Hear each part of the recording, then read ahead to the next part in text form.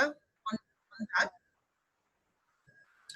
And so we will assist in that way.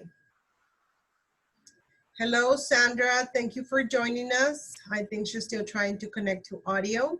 Yeah. And just FYI, I mentioned this a couple minutes ago, but I'm going to be recording the session just to have as a resource. But if anybody doesn't want me to record it, just let me know and I can stop that.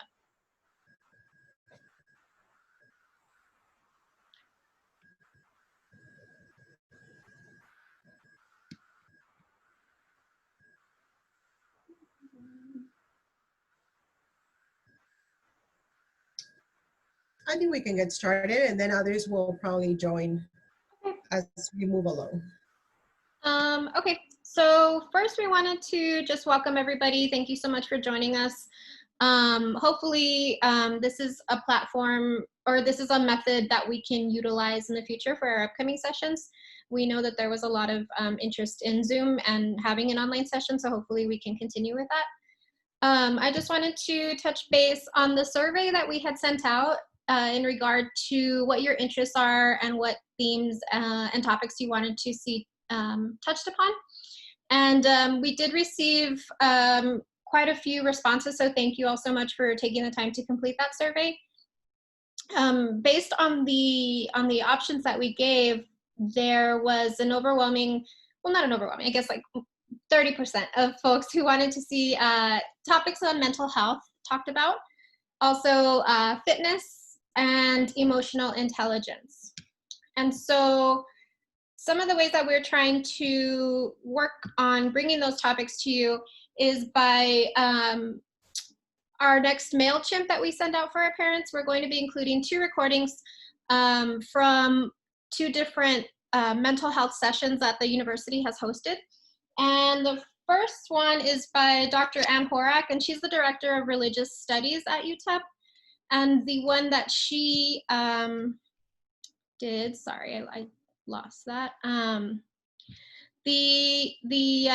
so they're recordings, they're sessions that she did. She recorded her discussion, and it's called Staying Healthy, Actions and Ideas from the World's Religions. And then we also will provide you with another resource by Dr. Paul Carolla, who's the Associate Professor for Mental Health, the Mental Health Counseling Program. And his topic was Staying Healthy, Managing Stress When You're Parenting, Teaching, and Working. And so, as I mentioned, we'll be sending those out via the next MailChimp so that you can view those at your convenience. We're also going to be posting those on our Parents Association webpage, so you can go on there in case you miss or misplace or whatever the MailChimp. You can always go back to our website to view those resources. And I think that is it for any updates that I have. So we can jump into the session, which is with the UTEP Police Department.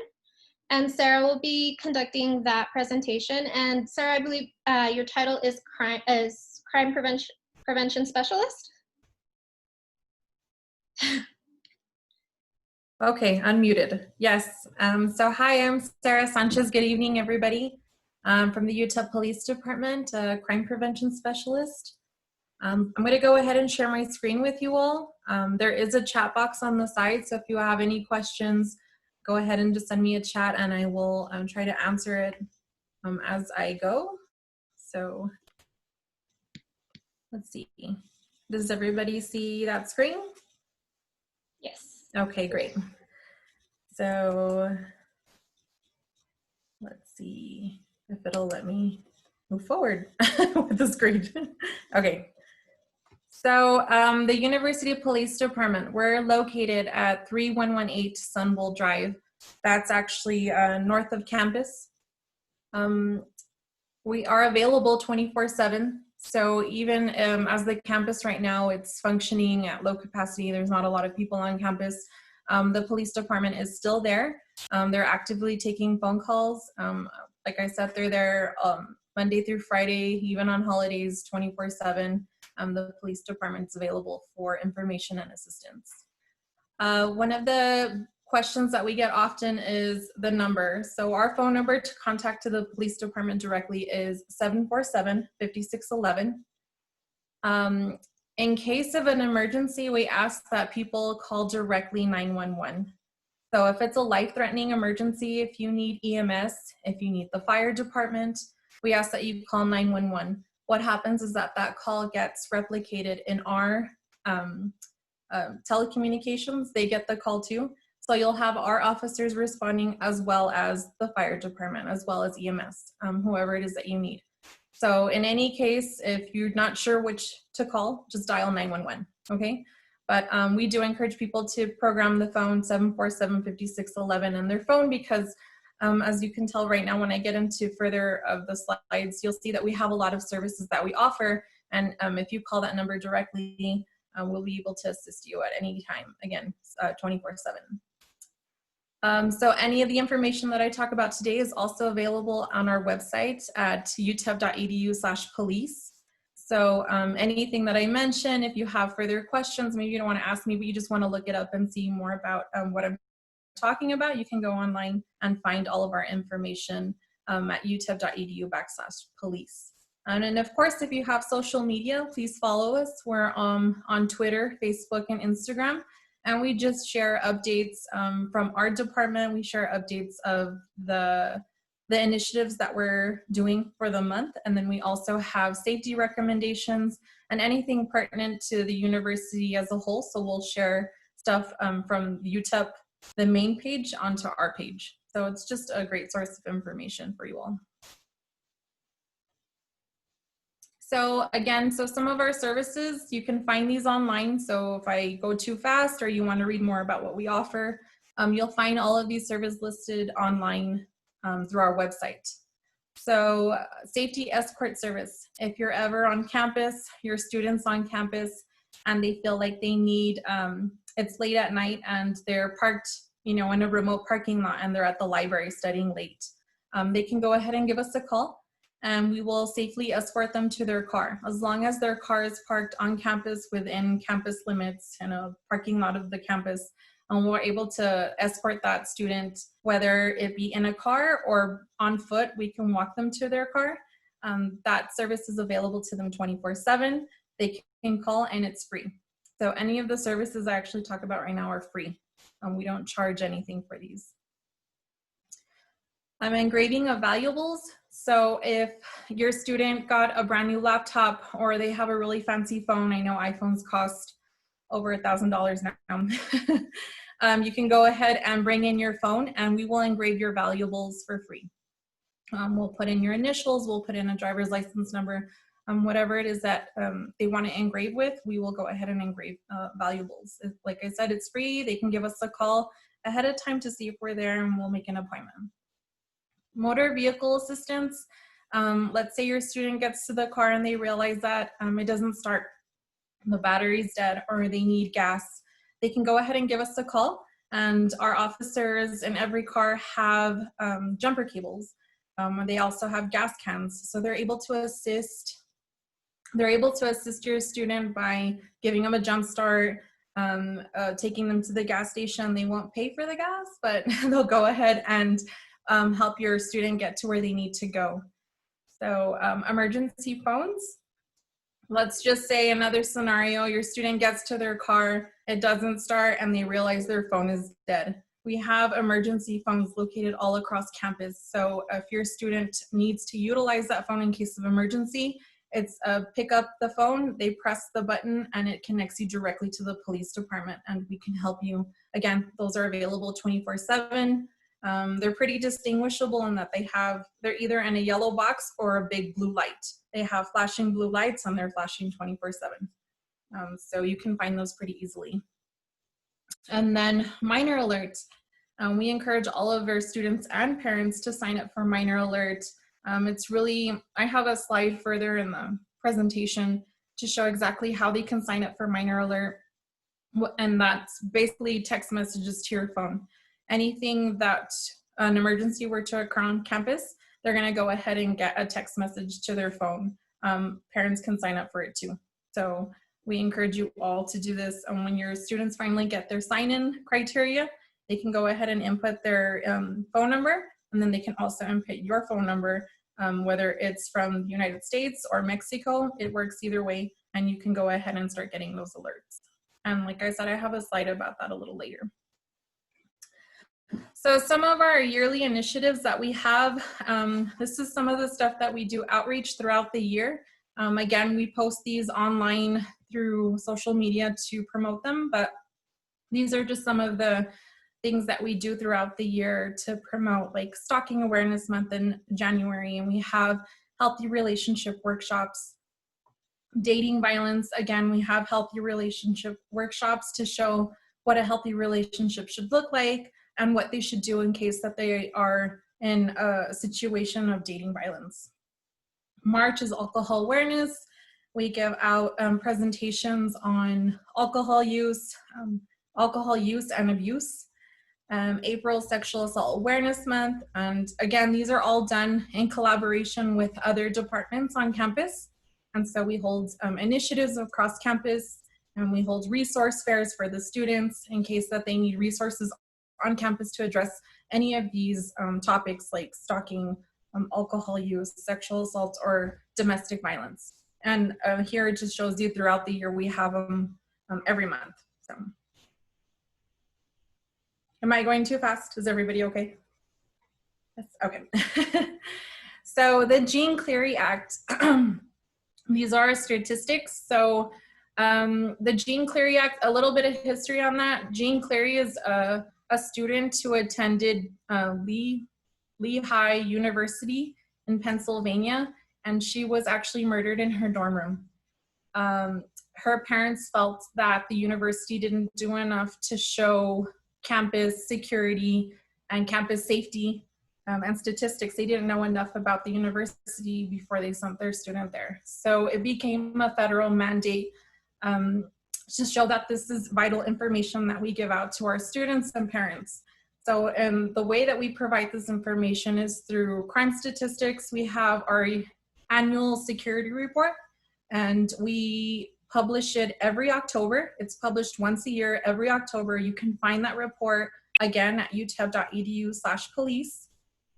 It contains the last 3 years of crime statistics. And then we also publish one online. Again, you can look at it at utep.edu/police, and it's our crime log. So it's a weekly crime log. You'll see the last 24 hours, you'll see here the activity log. It's a daily crime activity log. And then we also have the timely warnings. So all of these are federally mandated through the Jean Cleary Act. As you can see, if we don't provide these kinds of statistics or timely warnings, we do get fined if that's not provided to you all. I think the fine is here, right? 53,000. Sorry, I can't really see my screen too well. Do you all have questions about that? So everything, again, is located online at utep.edu/police. You'll find the annual security report. You'll find the daily crime log. And again, let me talk about the timely warnings, the UTEP minor alert. So this is minor alert. Once your student gets their credentials to log in to my.utep.edu, you're gonna see on the top right corner, there you have to sign in. Once they sign in, they're gonna log into their account, and they're gonna go to their profile, that little person in the corner, and it says minor alerts. Right where you say minor alerts, you click on it, and then it'll say text enabled cell phone number. You put in your phone number, the 915, or if it's from Mexico, you can also put that number in. They'll be able to enter their phone number. They hit update, and then they can go in and enter an additional number. And that could be your number if needed, if you want to get those text message alerts.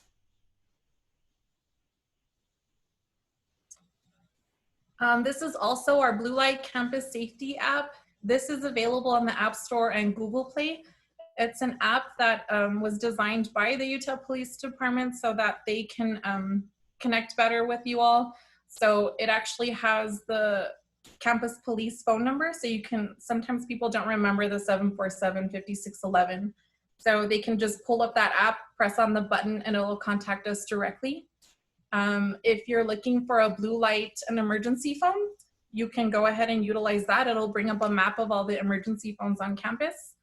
And then we also have safety tips that are available online. So that app's pretty user-friendly. You can, again, if you have an iPhone, it's the App Store, and if you have an Android, it's the Google Play Store. That's all I have for you all, but let me go ahead and give you my information. Let me see. We have a question here. Drug use on dormitories. So we do actually have presentations that we aim to our student body in regards to drug use, misuse, and abuse. We actually scheduled one with the DEA, and they came in and gave a presentation to the RAs. We scheduled those presentations regularly throughout the year. So we're always constantly informing the community at UTEP and our RAs, the people who deal directly with our students, in regards to identifying drug misuse or abuse. Those statistics are not crime statistics that we have. We do have some in regards to drugs, like illicit drugs. You can find those statistics again at utep.edu/police, and you'll see the last crime trends that we have for alcohol use and illicit drugs. But a problem, I wouldn't say that's not something, no.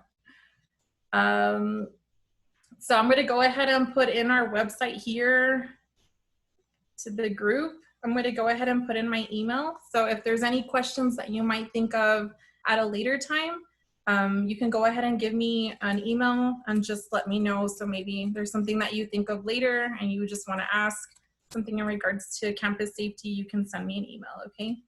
So that's my email there. And again, I really encourage everybody to go ahead and visit our police webpage, and I posted that there. And there are all of the statistics that you need to know. So everything that I just talked about is going to be really more thorough. I think there's two more things that I'd like to say. We do have a policy on campus in regards to smoking. We're a smoke-free campus. And so a lot of people sometimes think that the vaping is not considered smoking, but it is. So we consider vaping a tobacco product. Although some people say tobacco is not in it, we still go ahead and treat it as a tobacco product. So no vaping on campus, no e-cigarettes, no traditional cigarettes, none of that. That's actually against our policy. And another thing is our gun policy. A thing that we have on campus in Texas, it's open carry. On campus, it's concealed. So if a student has a permit to hold a license to carry a weapon, a gun, they would have to come on campus with it concealed. And we usually tell everybody, if at any time you see somebody on campus with a gun, call us. You should never, ever, ever see a gun on campus.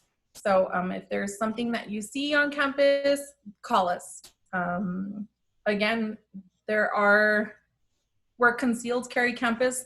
There's places on campus where you cannot carry at all. There's exclusion areas. So places like the Don Haskins, Memorial Gym, you cannot take a gun to that area at all. So places where big events are happening. Those are some exclusion areas. Was I clear on that a little bit? So were there any other questions? Please send them to me in the chat. Sarah, I'm wondering, are those exclusions listed on your website on where guns are not? Yes, so not on our particular website, but if you go ahead into utep.edu and Google or search in the search bar, the gun policy, it's gonna pop up and it's gonna show you all the exclusion areas. And so if you're a licensed gun holder, we always, really encourage them to go take a look at our policy before even coming onto campus, to make sure that they're in line with the policy, because what happens is that our officers, if they happen to get called out, they have to address the individual, DPS gets involved, and that person might lose their license to carry. So yeah, just be aware that we do have a gun policy on campus and it's concealed. So you should never see a gun on campus. Okay. Also, Sarah, I'm wondering if you are able to provide the same PowerPoint that you presented, but in Spanish. Do you all have that? Juan can do it in Spanish because he's better at Spanish than I am. But yes, we do have the same PowerPoint and it can be provided in Spanish, yes. Okay, great. We just maybe like to send that along to our parents. We have a lot of parents. So. Yes, of course, we understand. Yeah, we can provide it in Spanish. Okay, great. Thank you, Sarah. And I wanted to ask our parents, we have a small group. So I think if you really have a question in regards to whatever concerns you on campus, let us know. Like I said, it's a small group. I don't think it would become crazy. That's why we were using the chat. But if you have any questions, just you can unmute one at a time and just ask that question. Mm-hmm. I do have a question for Sarah. Right now that the students are not yet back on campus, for when they do return, are there any measures that police department is taking when it comes to in helping, of course, the university, when it comes to monitoring that there is either social distancing, or is the police department playing any role in assisting the university and maintaining a safe environment? Of course. So our chief of police is always in talks with the university as a whole. I mean, he's one of the top people who are helping make these decisions. I don't have a clear answer as exactly how we're going to be doing it, but of course our officers are the first in line to help with COVID that's happening. They're still on campus again. They themselves are practicing social distancing, and so we're directed to, of course, as a department, socially distance from each other when we're in office. But what it's going to look like when everybody comes back to campus, I can't tell you specifically. And of course, keep in mind that we'll post any kind of updates, something that's going to pertain to you or the students. We're going to post it on our social media. We're going to post it on, we're going to share it with you on our webpage. So if anything that's really drastic or something that's a really need to know, we're going to keep you all informed. But I haven't been told anything specific in regards to guidelines of how we're going to do that. Sorry, does that answer your question? Yes, it Okay. does. Thank you. Okay. And it is so uncertain for everybody. We don't even know.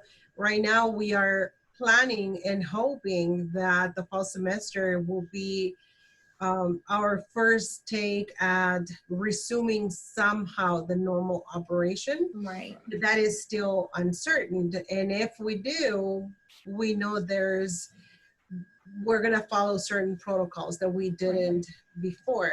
So I know it's going to be a very different situation. We're going to see, even when some students return to campus, it is probably on your end, the level of crimes or calls, I think definitely probably they're going to be a little bit less given the number of people on campus. Mm-hmm. That would be a good thing if it were to happen. Yeah, we'll see. So now if you guys go and take a look online at our crime log, a lot of the stuff is just small things that are occurring on campus that nobody's there. We're seeing mischief, we're seeing graffiti, and that's something we don't typically see during regular school time, but it's because the campus is empty. And Right. so we're starting to see people who don't belong on campus coming on campus. So things might slow down in the population of UTEP, but things don't slow down for the police department.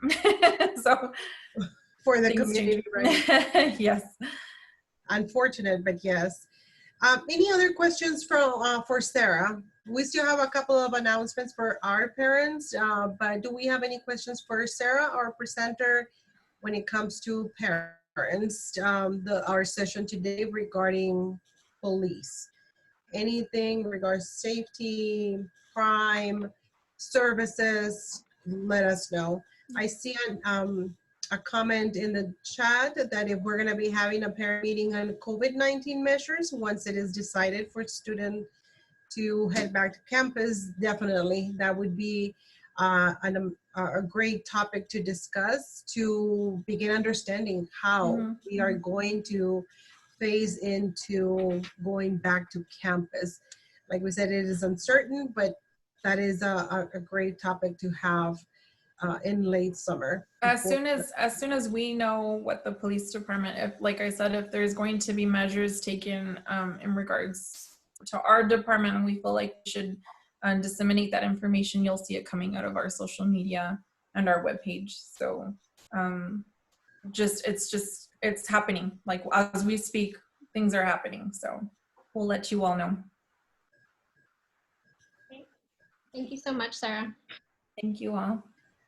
I don't think I have anything else to mention. I think I mentioned my 2 policies that I like to bring up, and I don't have any other comments. We'll definitely pass your email along in case folks want to reach out to you a little later, if that's okay. Okay, that's great. Thanks. Thank you. Thank you, everybody. Thank you. I'm going to stay on for a little bit, but I'm going to go ahead and go on mute, okay? Okay, sounds good. Thanks.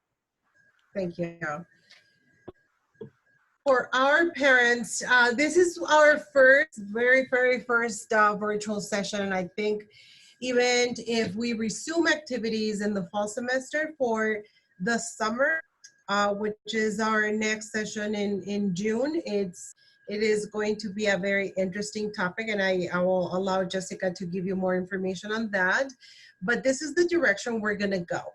And even when we go back to campus, we are gonna, very likely, we're gonna have a hybrid model of parent sessions where whatever room we're in, we can have the Zoom session. And if we start seeing that after we go back to what we think is gonna be the normal, and participation via virtual is decreasing, and people prefer to be there in person, we can make some adjustments. But I think it looks like, so we can reach out to parents that are not in El Paso, a hybrid model would be the direction we might be going with the parents' meetings. We don't want to limit our local parents to come and join us in person. It's always great to see everybody, but definitely we want to reach out to a larger audience by bringing those meetings virtually. Jessica, do you want to give them the announcements when it comes to our topic for next month and our next correspondence? Yes, so as in the similar vein as Liliana was talking about, keeping up with these virtual meetings, we felt that it would be important and also a good time to have a presentation on the technology that's available at UTEP, and in regard to the software that is available to students. A lot of that stuff is free, and students don't know that. Parents don't know that. So we thought it would be good to have a presentation with one of our IT directors to help just shed some light on all of those technologies and different labs and printing and things like this that are very functional that students need, that a lot of students, like I said, don't know that it's either free, it's available on campus, things like that. So yeah, we're just trying to keep up with this technology model and help all of our students and all of our parents stay engaged when we can't meet in person. Also, I mentioned at the beginning of the meeting, but in case anybody missed it, we'll be sending out next week the MailChimp, the parents newsletter.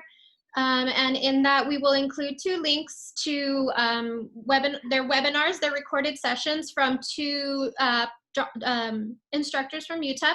It's Dr. Ann Horak and Dr. Paul Parola.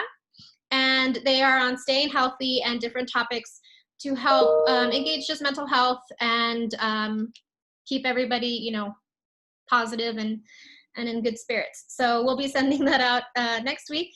And then we'll also be sending out, I believe it's next week, I'm losing track of time, but, and then we'll also send out the parents, the flyer for the next session, and then set that all up for you all. And we'll probably do the same model where you RSVP, and we'll send along the link for you all to join the day of. Does anybody have any questions with that, or any suggestions or anything like that? Okay. So yes, Liliana answered Hector's question. Definitely a hybrid model. We're looking towards that. So I think it works well. We got an inquiry today from a mom in Sierra Blanca, and she was like, I wish you guys would do this from now on because it's just easier for me that way. So it's definitely a good inclusive model for everyone. But, and then we will be sending out I'll be looking, coordinating with Sarah to get the PowerPoint presentation, to get one in English and in Spanish, and then her contact information. So if you all have any questions, you can always contact her directly. And then if not, you can let us know if you have any questions, and yeah. Anything else? No, I think at the beginning we were looking at 30 minutes. So I think virtual is definitely different. We don't have that personal component where we spend time greeting and sharing with everybody. But we will continue to try to definitely keep the meetings under an hour. If it is, the presentation is shorter, if we don't have that many questions, then definitely it's gonna go even less than our 60 minutes. But we encourage everybody to continue sending us what you would like to see. We already have our June. We contacted our technology area, and they will be providing those resources, which is a lot of information for our students, especially during this time where potentially they could be still taking classes online. So we wanted to bring that to you, and based on your comments and feedback, we will be building our July program and definitely the August as we prepare to come back for the fall semester, whether it's online or in person or a combination of both. We would like to bring you information in regards to what the university is doing to ease into that new phase. And follow us on our social media. We share information as we receive it. Like Sarah was mentioning, whatever the university is releasing when it comes to information, we provide that to our parents as well. But we're always available via our email. You all have our emails as well. You're welcome to send us a little note, especially if you're interested in a specific topic. So I don't have any other announcements other than thank you all for being with us. And we definitely look forward. I love seeing your faces. Thank you, Isabel and Miguel. Thank you, Sarah, for your presentation. Leticia, Monica, Hector, Sandra, thank you for being with us. And we do this because of you all. We know that whatever piece of information we can bring to you all is beneficial to you and to the student attending classes.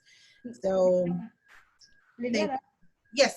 I have a question. I was asked by a parent if registration for incoming freshmen, were they going to be orientation was going to be virtual, or how is that going to work? And I said, I don't know, but we have a meeting on Wednesday and I'll find out for sure. Yes, thank you for the question. As you all, we're following that model right now, and orientations are already being planned, and they're going to be planned virtual. That is for sure. And we are going to, right now, we are having other orientation sessions, not the new student orientation, but we're inviting to all prospect students and even to those that already started the process, but they haven't completed it, to join us during the future minor type of session. And they offer them in English and Spanish, but once they are registered, once they have been accepted, yes, orientations are going to be happening virtually. And our colleagues in new student orientation and admissions and recruitment are working on both of those sessions.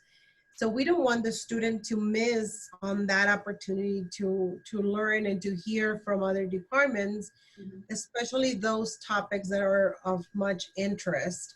So yes, they're gonna provide those resources. We also have a UTEP calendar of events that all parents can visit, and for that matter, the entire community, because we list all the events that are happening every day. And in that calendar, we will be promoting ourselves as the parents session. We are going to start in June.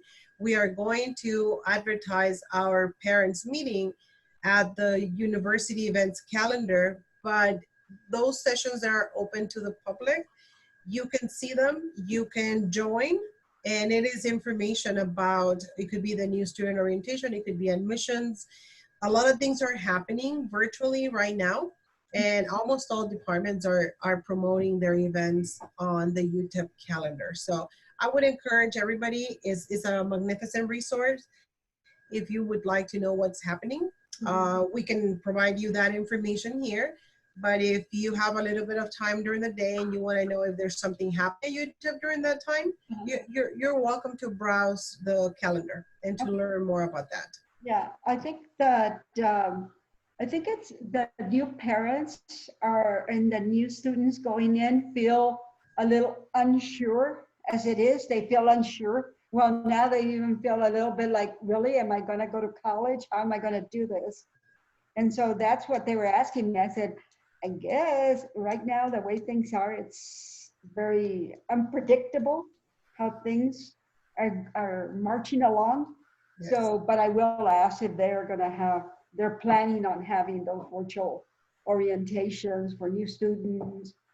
What about, has counseling done anything for the students already who are returning students? Are they putting out anything like, you're coming back, or how is UTEP keeping the students still in the college life? Let's put it that way. That's like tough. Sorry, I think the Student Engagement and Leadership Center has been doing a lot in regard to students specifically, and like providing like those recorded sessions that we're going to be sending you, and providing, I know they do like yoga on Mondays and different things. We try to post those on the parents' Facebook as resources for the students. But also I think following the Student Engagement Leadership Center Facebook would be a good resource for that too. Okay, what is it? The SELC. Yes. Student Engagement Leadership Center. Okay. And I can tell you that our colleagues at all offices, whether it's the counseling center, they are promoting themselves to, in case a student still needs counseling. If they need it, they are available. They are doing counseling one-on-one, and it's going to be virtual, but they're still operating. So that's when it comes to mental health, anything the student would like to receive information on, or to receive counseling, they're still working with that. In regards to our other offices, like I said, colleagues on campus, we all are moving to the virtual type of communication. So for students, organizations, and clubs, they are doing a magnificent job. Almost every day they have something for students, so they continue to feel part of the college life. It is not in person, but they're offering seminars, they're offering social nights, they're offering yoga, they're offering, I mean, you name it. It's an abundance of topics that they are exploring, just to continue bringing that connection. And that goes for all offices. Okay, great. Thank you. So if any of the parents ever receive a question, just let them know that the university is working in sync with every office to bring resources to everybody via a computer screen virtually. We're doing that. Thank you, Lynette. Thank you. You're welcome. I don't have anything else. If we don't have any questions from parents, then probably this will conclude our session. Jessica, do you want to add anything else? No, that's it. Just thank you all so much for joining us. It was really nice to see some of your faces and to be here. Try to create some sense of normalcy for a bit. So thank you.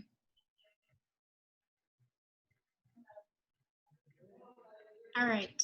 So I'm going to, oops. Oh my goodness. Okay. So do we disconnect? We'll disconnect. Hey, thank you. Thank you, everybody. Bye. Thank you. Everybody. Bye. Thank you, everybody. Thank you. Okay, this is how they open these people in. Okay, so you just do this. My computer is